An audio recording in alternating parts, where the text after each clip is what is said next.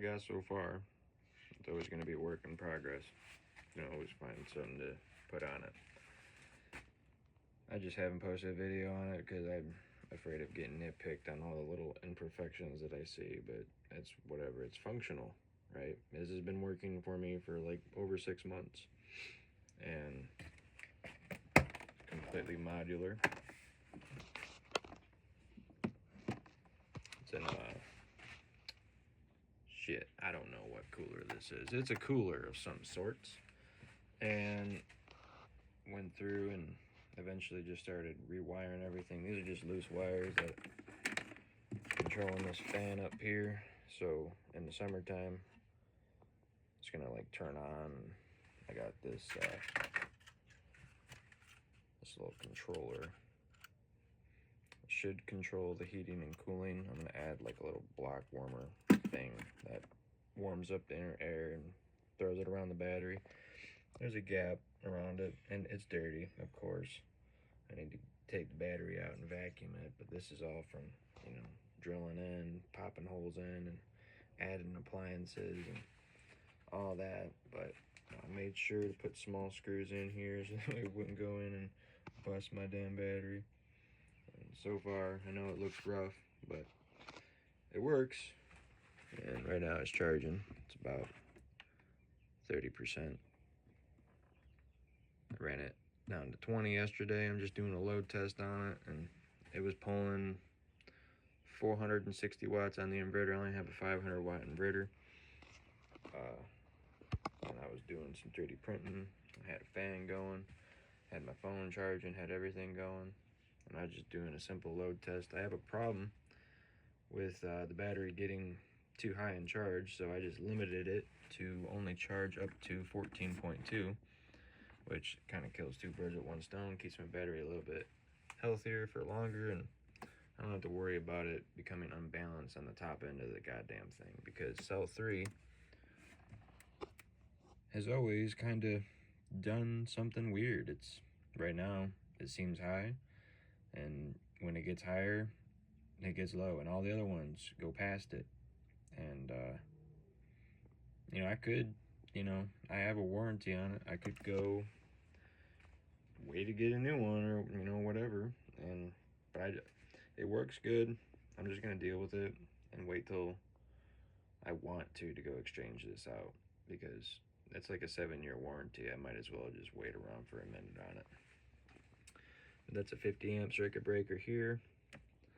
This is a 10 gauge line going to another 20, well, it's not another, but it's a 20 amp circuit breaker up here.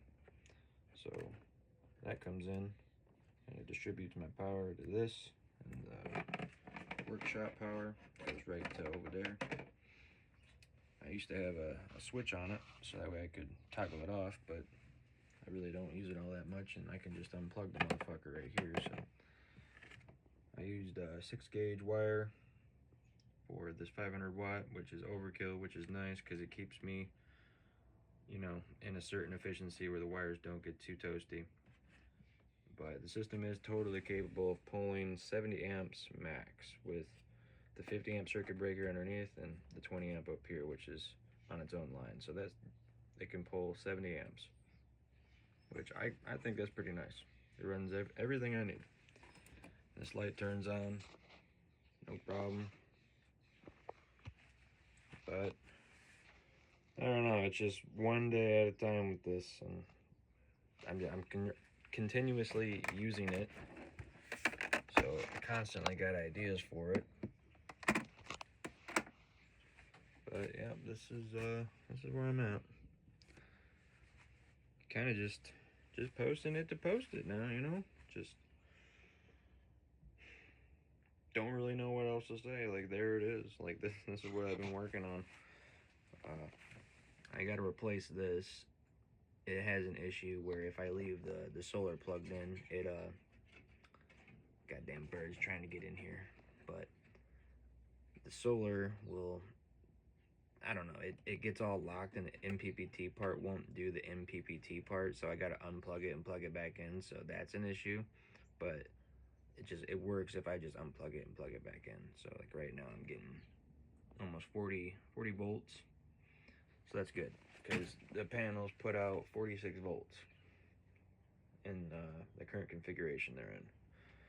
And hell with it. For shits and giggles, I'll show you.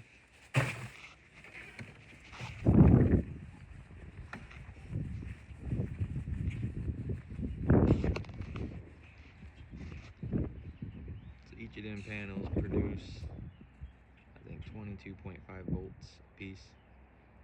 So I got them wired in series and parallel connections, and the line's going in over there.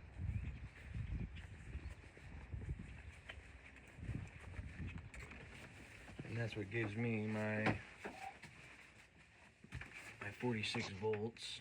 I don't know why it overshoots sometimes, but like right now it's not that sunny, but I'm still getting power. I'm getting like 100 watts.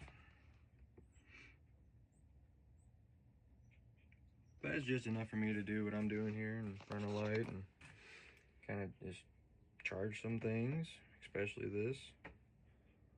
That's been my main kind of thing lately.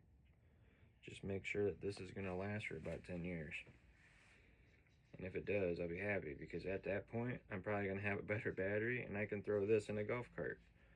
Which, if the YouTube's still going, I'll make a video on it. This battery might resurface in 10 more years and become a golf cart battery, because the hell with it, why not?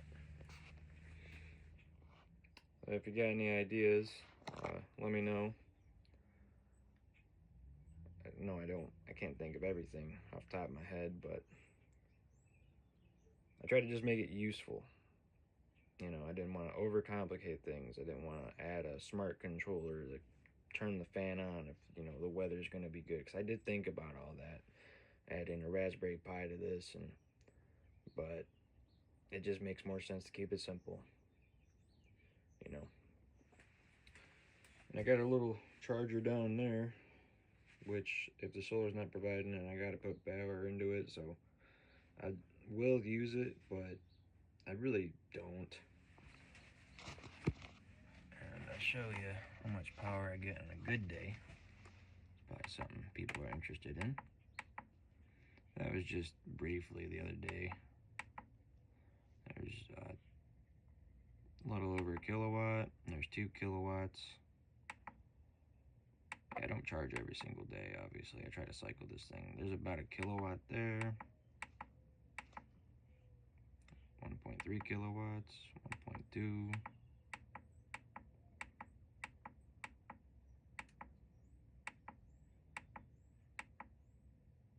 Yeah, and we're going into March now, so